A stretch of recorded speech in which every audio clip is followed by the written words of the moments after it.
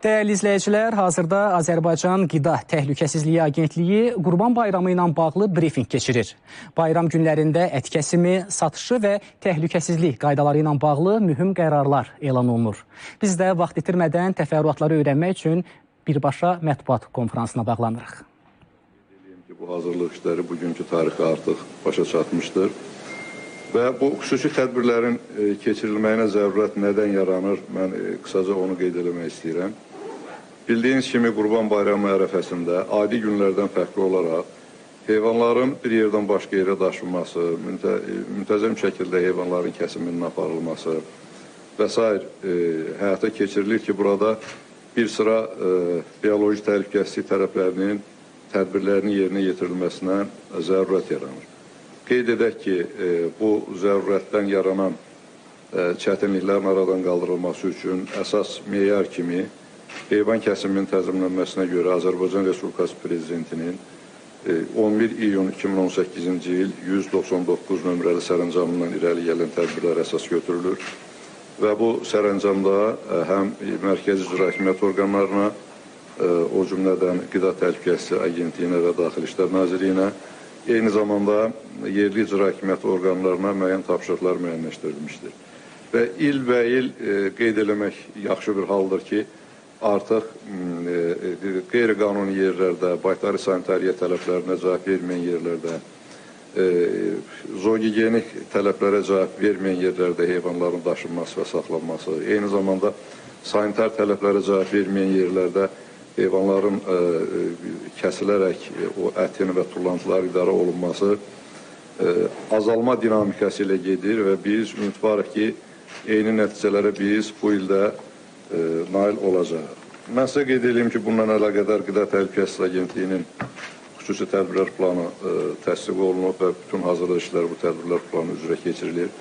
Tədbirlər planına qabaqcadan yerli icra hakimiyyəti orqanları ilə birlikdə yerlərin müəyyən olunması buralara aiddir. Həm heyvanların kəsiminin aparılması üçün, həm kəsilmədən satışının aparılması üçün olan yerlər, eyni zamanda əhali arasında maarifləndirmə təbliğat tədbirlərinin həyata keçirilməsi, daxili işlər orqanları üçün heyvanların daşınmasına və vətəndaşlarımızın qurban kəsimi ünvanlarında tam sakitlik və rahatlıqla öz bayramlarının qeyd edilməsinə şərait yaradılması üçün müvafiq tədbirlər daxildir.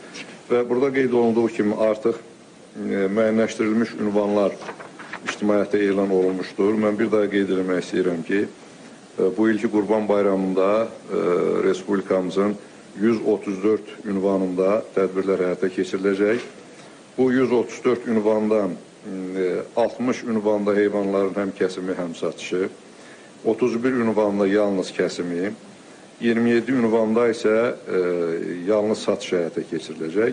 Qeyd edeyim ki, kəsim gücü, yəni bu kəsiləcək heyvanların kəsimi aparıldığı ünvanlarda bütövlükdə kəsim gücü təqribən 10.000 baş heyvanı əhatə eləyir.